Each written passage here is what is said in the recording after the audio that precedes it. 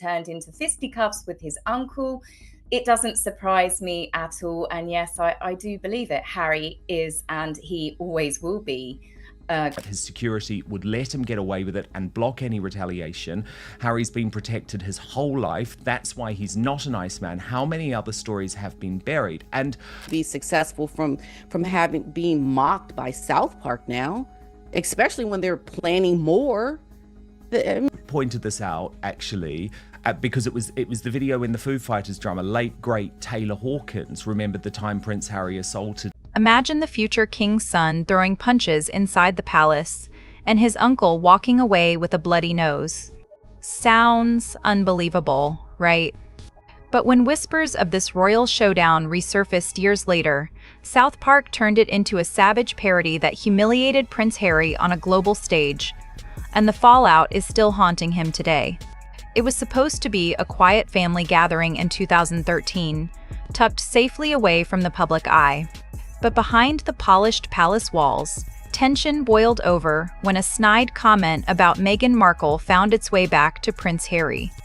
And its famous worldwide privacy tour episode caused the downfall of Prince Harry and Meghan Markle. That is the new theory. According to reports, Harry didn't shrug it off. He stormed straight toward his uncle, demanding, "Say it to my face." What happened next has become one of the most explosive rumors in modern royal history. Voices were raised, the atmosphere turned toxic, and before anyone could step in, fists were flying. Witnesses claim Andrew, more than 20 years older, didn't stand a chance. Within seconds, he was nursing a bloody nose while aides scrambled to pull them apart. Been a nasty piece of work. He slapped Taylor around the face, knowing that his security would let him get away with it and block any retaliation. In royal terms, that wasn't just a family argument. It was an earthquake. A physical clash between two senior royals is the kind of scandal the palace works overtime to bury. And for nearly a decade, they managed to keep it out of the headlines. But rumors have a way of resurfacing. And when this one finally clawed its way back into the spotlight, the fallout was far bigger than a single punch. 2023 was the first time that criticizing the duplicitous Duke and her awful wife. The moment whispers of a bloody nose between Harry and Andrew began to circulate, royal aides reportedly went into full-blown panic. This wasn't just a minor embarrassment. It was the kind of scandal that could shatter the monarchy's carefully polished image. Behind the scenes, staff were said to be scrambling, drafting denials, making frantic phone calls, and trying to track down exactly how the story leaked in the first place. To the palace, this wasn't about two men losing their tempers. It was about perception. Harry showed that the prince's popularity in America had dropped by 3%. Meghan's popularity was down by 4%. A public fight between senior royals threatens the illusion of dignity and unity that Buckingham Palace spends millions each year trying to project. And when the headline, "Prince Harry gives Andrew a bloody nose," splashed across tabloids, it wasn't just news, it was an earthquake. For years, insiders claim the palace machinery worked overtime to bury the incident. Stories were killed, sources silenced, and carefully curated distractions rolled out to keep attention elsewhere. Came out, I think Shauna said it, that it was a bit of positive PR for Harry for a change, the thought of him punching Andrew in the face, because of obviously everything that Andrew's done, and they seem to be very much cut from the... But palace secrets have an expiration date, and this one was ticking. Because no matter how hard the royals tried to control the narrative, the rumor had already taken root. And when it finally resurfaced, nearly a decade later, it wasn't just whispered gossip anymore. It was comedy gold for one of the most ruthless shows on television. EEI and all the things that have happened recently. So Harry and Meghan can't recover, because once this has... South Park didn't just mock the rumor, they detonated it. Within days of the story resurfacing, the animated series seized on the chaos and cranked it up to 100. Their version. a full-blown cartoon boxing match between Prince Harry and Prince Andrew, complete with champagne-sipping Meghan at ringside and a royal crowd watching like it was pay-per-view. No one was safe, no detail too ridiculous, because in South Park's world, the more humiliating, the better. Cartoon Harry bounced around the ring in royal boxing shorts, fists flailing like a spoiled toddler, while Andrew, drawn as a pompous blowhard, stumbled over his feet and tried to land a punch. Meghan grinned like she'd just scored front-row seats to the scandal of the decade. The crowd, filled with exaggerated versions of Charles, William, Kate, all watching in horror. Cartoon Charles buried his face in embarrassment. William whispered, "Well, this is awkward." It was savage, hilarious, and devastating. Because for Prince Harry, a man who's spent the last few years trying to rebrand himself as a calm, collected humanitarian, this cartoon rage fest was a PR nightmare. South Park turned a buried rumor into a global joke.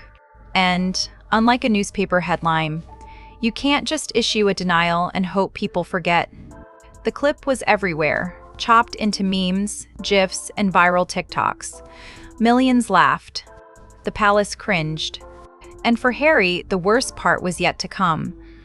Because the moment the world saw him lose his cool in cartoon form, the floodgates opened. If there was a spark that lit the fuse, insiders say her name was Meghan Markle. According to sources quoted in The Rise and Fall of the House of York, the alleged royal showdown wasn't just about a bruised ego. It was about a deeply personal insult. Prince Andrew didn't simply voice doubts about Harry's relationship. He reportedly unleashed a full-on verbal assault, mocking Meghan's age, calling her an opportunist, and claiming the marriage would collapse in a month. He even accused Harry of doing no due diligence on her past, a brutal dig in royal circles where image is everything. To Harry, fiercely protective and famously hot-tempered, it was the ultimate red line. Meghan wasn't just his wife. She was the woman he'd walked away from the crown to defend. And Andrew's words weren't idle gossip. They were an attack on the person he gave up everything for. The confrontation, according to those close to both men, turned volcanic in seconds. What might have been a cold, snide exchange between other royals escalated instantly. Voices rose. Space closed. One insider claims Harry walked straight up to Andrew and spat, "Say it to my face." And when Andrew did, fists flew. But the real damage wasn't the punch. It was what that moment revealed, a deep fracture in the royal family, where loyalty to Meghan became a battlefield line, with Harry on one side, and nearly everyone else on the other. And as we'd soon see, the consequences of that loyalty would echo far beyond the palace gates, and straight into a pop culture war. The moment the story of the alleged punch hit the press, the Sussex PR machine kicked into overdrive. Harry's team moved fast, issuing a sharply worded denial through People magazine, Hans' go-to American outlet for damage control. The statement was clear: "I can confirm neither of those things are true." Prince Harry and Prince Andrew have never had a physical fight, nor did Prince Andrew ever make those comments. But to many, the denial raised more questions than it answered. Because while Harry dismissed the claims as fiction, Andrew Loney, the author behind the explosive allegations, stood tall, unbothered, and unflinching. He doubled down in interviews, reminding everyone that his book wasn't based on tabloid whispers, but over 300 interviews with palace insiders. And when asked if he feared legal retaliation, he laughed. According to sources close to Loney, legal experts had already rated the so-called lawsuit threat 2 out of 10. In other words, empty. Just noise. And that's when things took a turn for the worse. Instead of silencing the story, Harry's public denial added fuel to the fire. Royal watchers and fans started asking, if it never happened, why such a strong reaction? Social media exploded with memes mocking Harry's overcorrection, and late-night hosts had a field day. Every attempt to reclaim the narrative only magnified it, and the silence from Andrew's camp made it look even worse. But the real kicker: the internet now had two things it loves most, a royal scandal, and a cartoon punchline. Harry wasn't just dealing with bad press anymore. He was battling a viral storm he couldn't control. And that's when people started to wonder, was this just a fight, or the start of something much deeper unraveling behind palace doors? Prince Andrew's fight with Harry may have stolen the headlines, but it's just one chapter in a growing pile of royal grudges. Behind palace walls, Andrew has become a magnet for controversy, and not just because of his connection to Jeffrey Epstein. Royal insiders say his feud with Prince William is quietly just as explosive. At the center of it, Royal Lodge, a sprawling 30-room estate in Windsor that Andrew refuses to give up. Despite being pushed out of public duties, Andrew still lives there with his ex-wife Sarah Ferguson, clinging to royal status with the stubbornness of a man who knows he's got little else left. William, meanwhile, has reportedly had enough. Sources say the future king has been maneuvering behind the scenes to force Andrew out, cutting funding, tightening palace budgets, and trying to reclaim Royal Lodge for more appropriate royal use. But Andrew isn't budging. With a 75-year lease and no intention of backing down, he's turned the residence into a battlefield of royal entitlement. He's even rumored to be plotting to pass it down to his daughters, Princess Beatrice and Princess Eugenie, locking the property into his family line like a final act of defiance. And if you think Andrew's venom was only aimed at Meghan, think again. Multiple insiders claim he's taken verbal shots at Kate Middleton, mocking her background and middle-class roots.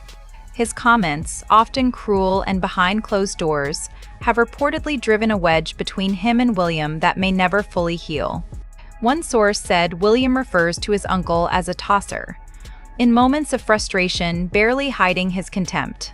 But all of this boils down to one ugly truth: Andrew is a problem the royal family can't solve. Too scandalous to showcase, too stubborn to sideline, and every time another feud surfaces, it chips away at the illusion of a united monarchy. And as we'll see in the final act, when your royal reputation is already in tatters, all it takes is one well-placed punch, real or rumored, to bring the whole House of Windsor crashing down. A decade ago, a few raised voices and a single swing behind closed doors might have seemed like a footnote in royal history. But today, that alleged punch has become something much more, a symbol of everything the monarchy tries to hide and everything the public is desperate to see. The idea that two disgraced royals could go from whispered confrontation to cartoon spectacle is a warning sign to the entire institution. Because this wasn't just a rumor, it became a mirror, a reflection of privilege unchecked, tempers unhinged, and a family so wrapped in secrecy that even a decades-old fistfight can feel like explosive new truth. Prince Harry wanted control of the narrative, of the headlines, of how the world sees him. But you can't control what people believe. You can't erase a meme, and you definitely can't undo a South Park episode watched by millions and clipped into TikToks for years to come.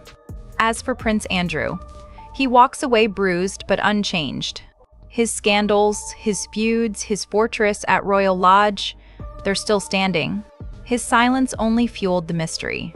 And in a twisted way, it may have protected him far better than any statement ever could. But the biggest blow wasn't the one Harry allegedly threw. It was the one to his image, to his effort to rise above the noise, only to become the loudest headline of all. Because once your private battles go public, once you're reimagined as an out-of-control cartoon prince, the real damage isn't physical, it's permanent. In the end, whether or not Prince Harry actually gave Andrew a bloody nose almost doesn't matter anymore. Because once South Park turned the rumor into comedy, and millions laughed at the chaos, the damage was done. Harry, the man who once walked away from royalty in pursuit of peace and privacy, was now frozen in pop culture as the prince who lost his cool. And worse, the punchline wasn't Meghan. It was him. For Prince Andrew, the scandal was just one more storm in a life already battered by controversy. But for Harry, it marked a shift.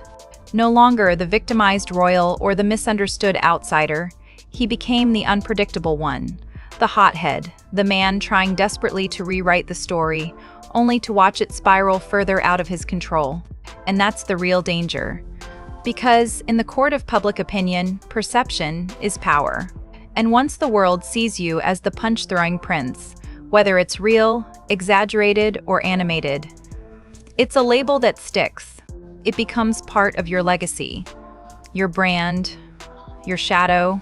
So, as the royals continue their carefully crafted performances behind palace walls, the world is left asking, if this was just one story that stayed hidden for a decade, what else is still buried beneath the crown?